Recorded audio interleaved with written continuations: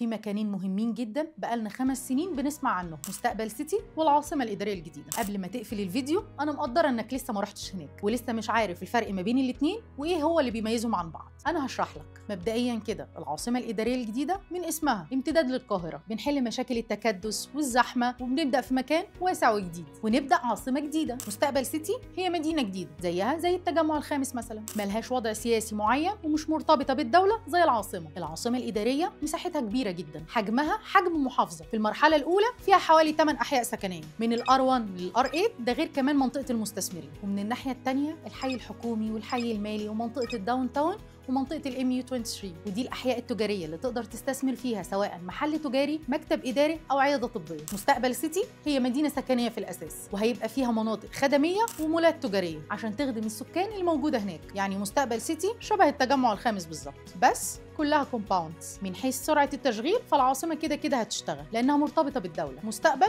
مش مرتبطه بحاجه، مدينه بتخلص بتسكن على طول. الاستثمار فيها اسرع بس لازم تلحق الفرصه من دلوقتي، بعكس العاصمه صعب تكسب بسرعه، بس عندك فرصه كويسه جدا خلال السنتين 3 الجايين تقدر تشتري وتكسب. مستقبل سيتي كل ما تشتري اسرع تكسب اسرع، لانها في الاخر مدينه محدوده، وفي الحالتين لو عايز تستثمر هنا او هنا تابعني.